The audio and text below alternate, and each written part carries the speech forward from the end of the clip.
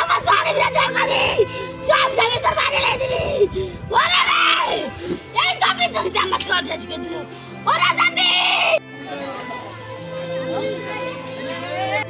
ফরিদপুর জজ কোর্টের এক আদেশে এই কবর থেকে লাশ উত্তোলন করা হচ্ছে। আসলে এটি হত্যা নাকি অন্য কিছু সেই বিষয়টি তদন্তের জন্য মূলত আজ ফরিদপুরের সালথা উপজেলার মাঠসালথা গ্রামে নয়ন বিশ্বাস নামে এক যুবকের লাশটি কবর থেকে উত্তোলন করা হয়েছে।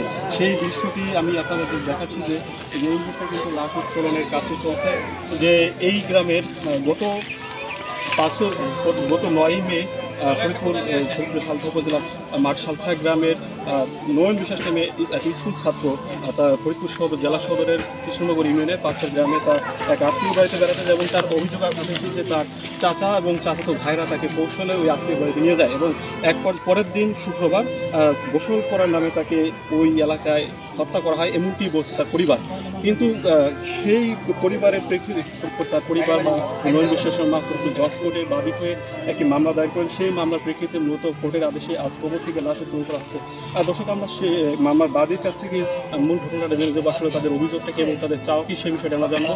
এছাড়া আমরা কথা বলবো এখানে মামলার তদন্তের কর্মকর্তা এসআই মোহাম্মদ শামীম হাসান এবং এই ম্যাজিস্ট্রেটের দায়িত্ব পালন করছেন যে সালথা উপজেলা নির্বাহী অফিসার আনিসুর রহমান ডালি। আমরা তাদের সাথে কথা বলবো, আসলে বিষয়টি কি ছিল সেই বিষয়টি আপনাদের জানানোর চেষ্টা করবো।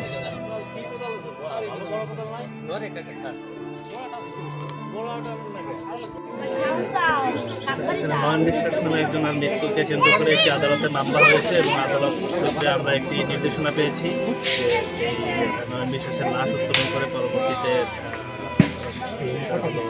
পোস্টমর্টেম করতে হবে।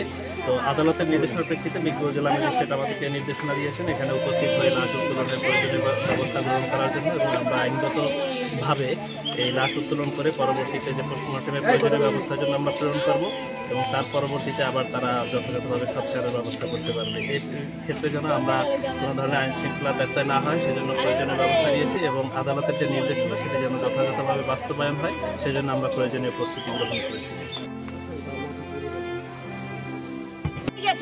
আমি চাই এই খুনিদের শাস্তি হোক, ফাঁসি হোক।